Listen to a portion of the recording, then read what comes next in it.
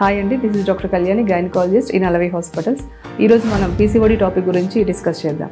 3 points to discuss about PCOD అండి. First thing, how to detect PCOD, ఎలా diagnose చేస్తాము. Second, side effects of the PCOD. Third thing, finally how to cure PCOD. First, how to detect.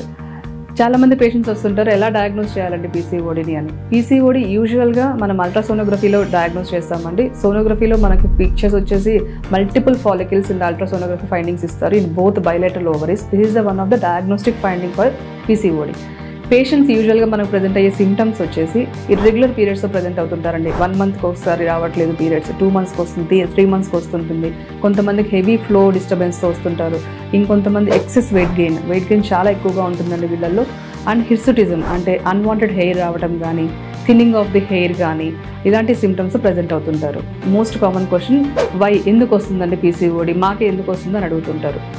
దానికి పర్ఫెక్ట్గా ఇది reason అని ఎవరూ చెప్పలేమండి. యూజువల్గా ఇది ఈ రీసెంట్ డేస్లో చాలా ఎక్కువగా చూస్తున్నాం. బేసిక్గా depending on our life style changes. Sedentary life style, ఎక్కువగా మనం బాడీ యాక్టివిటీస్ లేని వాళ్ళకి కావచ్చు. One more important thing, dietary changes. Out side food, junk foods కావచ్చు, ఎక్సెస్ కార్బ్స్ కానీ, ఎక్సెస్ రెడ్ మీట్ ఇంటేక్ కానీ, ఇలాంటి ఫుడ్స్ ఎక్కువ తీసుకునే వాళ్ళకి కూడా మనం పీసీఓడి ప్రాబ్లమ్స్ ఎక్కువగా చూస్తున్నాము. Environmental, lifestyle changes and dietary changes, these are the most common reasons for getting the PCOD. Next coming to side effects. Side effects ఏముంటాయండి పీసీఓడికి? యూజువల్గా it depends on the age group related అండి. అంటే younger age పిల్లలకి irregular periods చూస్తుంటాము. And pregnancy try చేసే వాళ్ళకి pregnancy తొందరగా అందకపోవడం, న్యాచురల్గా అందకపోవడము.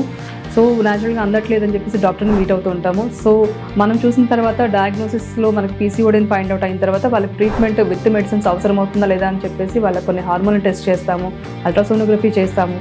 వీళ్ళల్లో కూడా 60 to 70% పీపుల్స్కి న్యాచురల్గా కన్సీవ్ అవ్వడానికి మేము టిప్స్ చెప్తుంటాము. లైక్ డైటరీ చేంజెస్ కావచ్చు, లైఫ్ స్టైల్ చేంజెస్ కావచ్చు.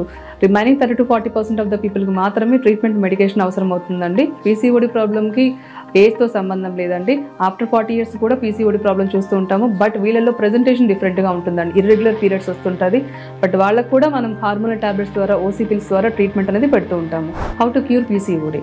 సో పీసీఓడి క్యూర్ అనేది మనకి మన చేతుల్లోనే ఉంటుందండి. సో లైఫ్ స్టైల్ చేంజెస్ కానీ, డైటరీ చేంజెస్ కానీ చేసుకుంటే మనం ఆల్మోస్ట్ పీసీఓడిని ప్రివెంట్ చేయొచ్చు. And weight loss is the most important thing. మనమున్న వెయిట్లో అట్లీస్ట్ ఒక 5 to 10% of the weight loss అవ్వగలిగితే కంప్లీట్గా పీసీఓడిని రివర్స్ చేయొచ్చు.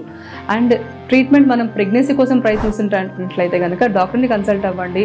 ప్రాపర్గా ఓవ్యులేషన్ ఇండక్షన్ డ్రగ్స్ తోటి కన్సీవ్ అవ్వడానికి కానీ, లేకపోతే పీసీఓడి బబుల్స్, ఫాలికల్స్ ఏవైతే ఉన్నాయో అవి రెడ్యూస్ చేయడానికి కానీ డాక్టర్స్ అనేది హార్మోనల్ టాబ్లెట్స్ స్టార్ట్ చేస్తాము. సో దట్ వీళ్ళకి న్యాచురల్గా కన్సీవ్ అయ్యే ఛాన్సెస్ చాలా ఎక్కువగా ఉంటాయి.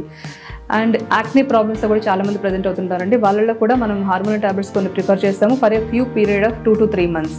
So and non hormonal treatments కూడా వీళ్ళకి హెల్ప్ఫుల్ అవుతుంది. సో ఏమైనా ప్రాబ్లం ఉంటే కనుక మీ దగ్గరలో గైనకాలజిస్ట్ని కన్సల్ట్ అవ్వండి. Thank you.